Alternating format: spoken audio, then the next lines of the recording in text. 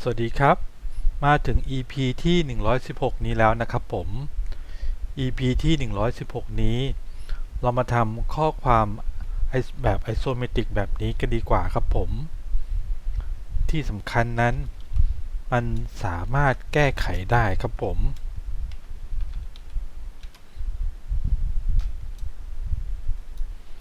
ทำยังไงนั้นเราไปเริ่มทำกันเลยครับ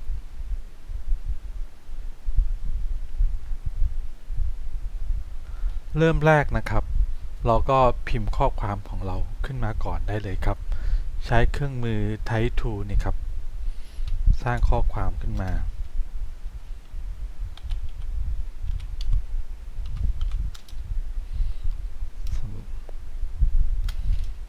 ส่วนฟอนต์ที่จะแนะนำเนี่ยผมแนะนำฟอนต์ตัวนี้ครับเมื่อกี้ที่ใช้อยู่เป็นฟอนต์ที่จะดูแบบเป็นแท่งๆเป็นเหลี่ยมๆนะครับผม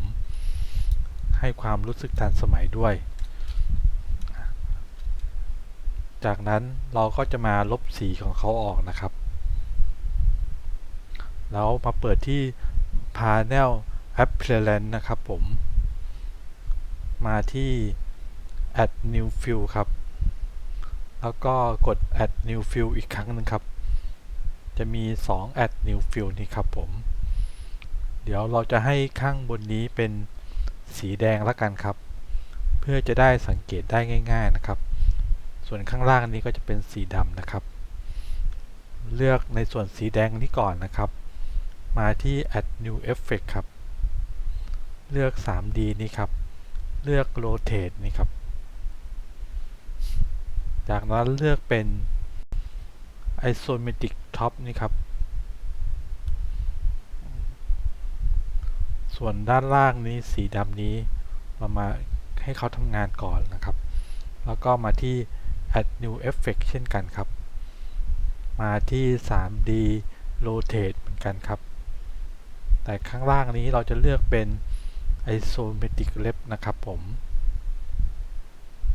ก็จะได้เป็นอย่างนี้นะครับผมซึ่งตอนนี้มันก็ยังไม่สมบูรณ์นะครับ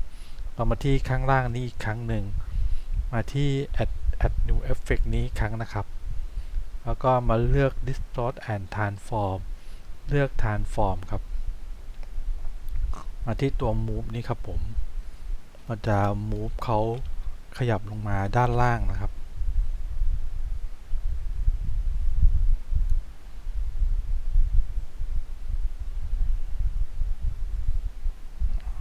ก็จะขยับเข้าไปเรื่อยๆจนกว่า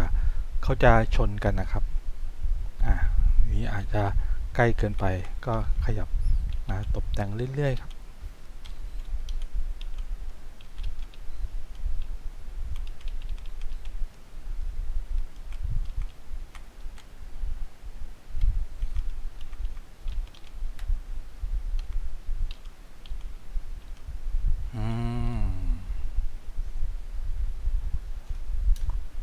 เรียบร้อยครับผมเป็นไงบ้างครับผมไม่ยากเลยใช่ไหมครับผมสำหรับการทำข้อความไอโซเมตริกแบบนี้ก็ลองเอากลับไปทำกันดูนะครับอาจจะเปลี่ยนเป็นข้อความอย่างอื่นก็ได้ครับหรือเราก็สามารถเปลี่ยนสีเขาเป็นสีอื่นได้เหมือนกัน